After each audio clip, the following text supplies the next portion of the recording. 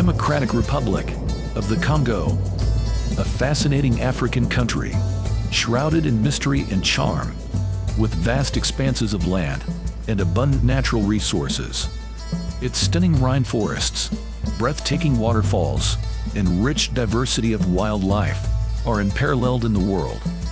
The rainforests conceal numerous treasures that have lured countless explorers over the centuries, each hoping to unravel their secrets. As technology has advanced, foreign visitors to the DR Congo have transitioned from explorers to colonizers, and from colonizers to global superpowers. DR Congo, endowed with vast land and abundant mineral resources, is the second largest country in Africa. Despite its wealth of natural resources, the DR Congo has not been able to fully utilize them due to political and economic instability, as well as a lack of effective infrastructure. Moreover, issues such as poverty, disease, war, and political corruption have negatively impacted the country's economy, leading to a prolonged economic slump. With a GDP per capita of only $600, the DR Congo is among the poorest countries globally.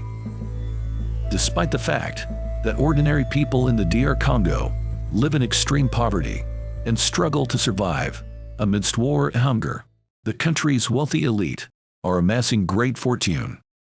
Corrupt politicians, ruthless warlords, and greedy mining tycoons control the nation's economy, owning vast mineral deposits of incalculable value, with cobalt being the most noteworthy. The DR Congo is the world's largest producer of cobalt, responsible for over 60% of global cobalt exports. Cobalt is typically a byproduct of copper and nickel mining, with the Copper Belt regions in the DR Congo and Zambia accounting for much of the world's cobalt production.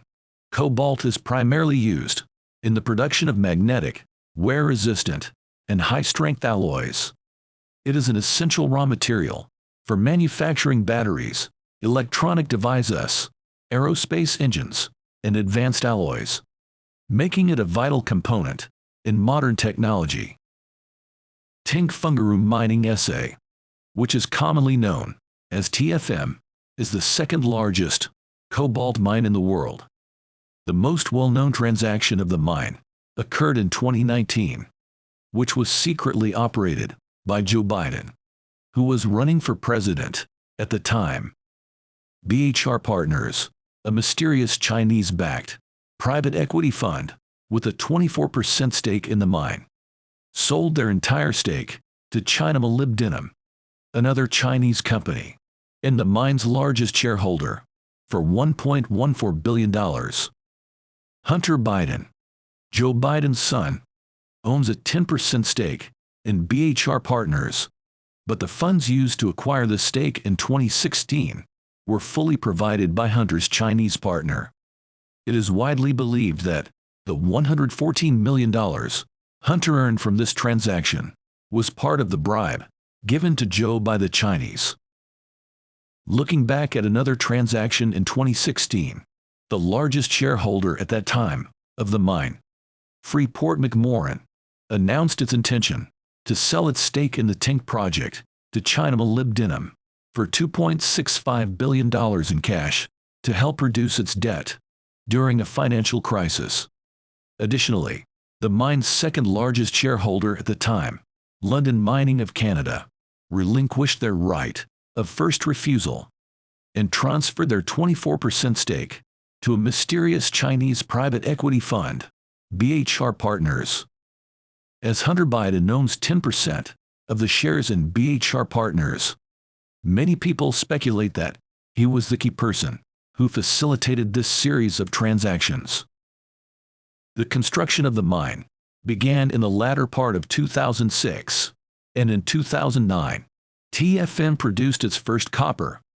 Since then, the mine has become a crucial source of income for local communities in the country through royalties and taxes, and it is the largest employer in the region.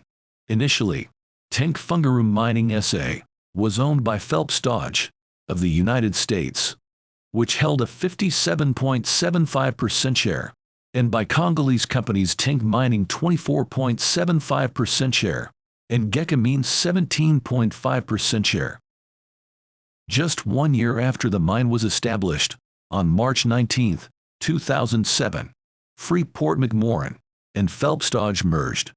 Following the merger, Freeport-McMoRan took over operation of the mine and held a 56% share, making it the world's largest publicly traded copper company. Lundin Mining of Canada held a 24% share, while the state-owned Gécamines held 20%. In just 10 years, the second largest cobalt mine in the world, which was developed by Americans, slipped out of their hands and fell into the hands of the Chinese. The change of ownership of the mine is a reflection of the changing landscape of power and influence in the world. In the early 20th century, the United States was a global subverter of world civilization, and the whole world was subservient to Americans. However, 20 years later, the influence of the United States has declined globally, leaving a huge power vacuum and causing chaos in the world. The United States has become a mess, with increasing chaos, hatred, drug abuse, discrimination, and crime, which is discouraging. On the other hand, only 20 years ago, China had just joined the WTO and had entered a period of rapid development. After more than a decade of efforts focused on economic development, China has generated a large number of powerful enterprises. Chinese-made products have gone global, and Chinese infrastructure is being built and developed around the world. China's technology has also taken the lead in some fields. In 2014, President Xi proposed the Belt and Road Initiative, which accelerated China's global influence. China has extensively participated in construction projects and economic cooperation worldwide, sharing its development achievements with the world. Peace and development on one hand, war and destruction on the other. The United States and China represent two different directions in today's world trend. The transfer of Tinc Fungurume Mining SA is one of the consequences of the decline of one and the rise of the other. The United States' influence in Africa has a deep-rooted history. Following World War II, the United States and the Soviet Union collaborated to dismantle the British and French colonial systems, which led to the emergence of several new African nations.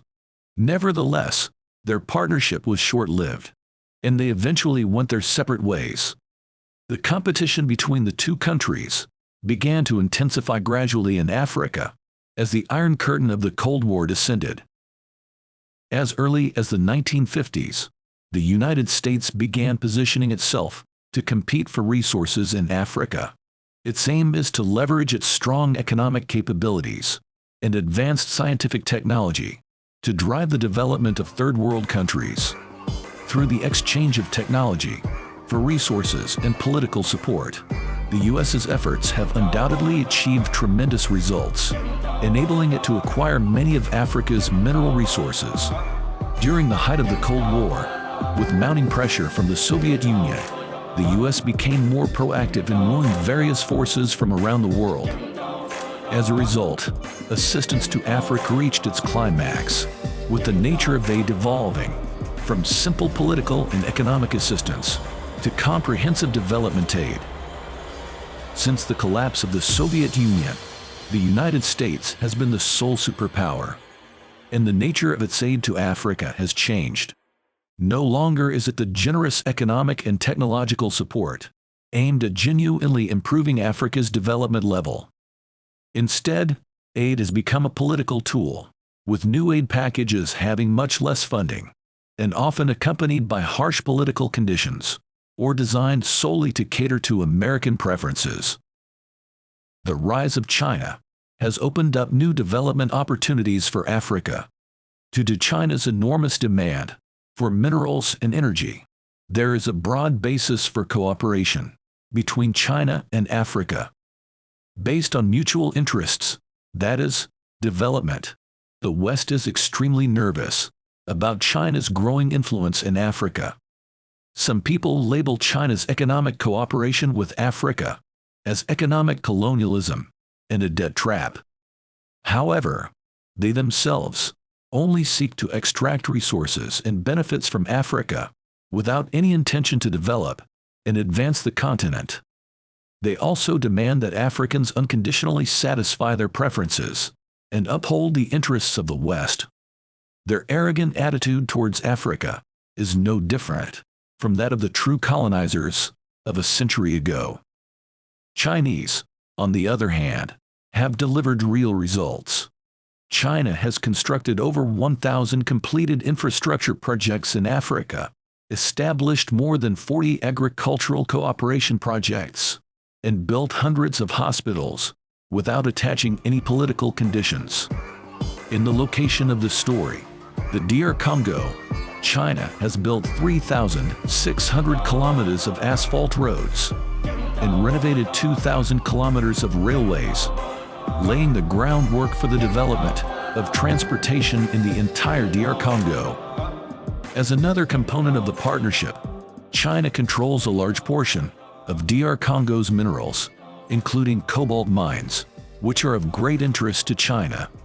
Of the 19 existing cobalt mines in the DR Congo, 15 are operated or funded by Chinese companies. At present, China has achieved an initial victory in the resource war in Africa. In June 2021, just a few months after the completion of the TFM cobalt mine transaction mentioned earlier, the Biden administration issued a warning that China may use its increasingly dominant position in the cobalt mining industry to edge out American manufacturers and disrupt the development of American electric vehicles. In response, the United States is urging allies, including Australia and Canada, to obtain cobalt supplies. American car manufacturers, such as Ford, General Motors, and Tesla, purchase cobalt battery components from suppliers, some of which rely on Chinese mines. In DR Congo, a long-range Tesla car requires about 4.5 kilograms of cobalt, which is more than 400 times the amount needed for a mobile phone. The concerns raised by the Biden administration are highly hypocritical and confusing. The big deal that President Biden opposes was actually led by his son, Hunter Biden.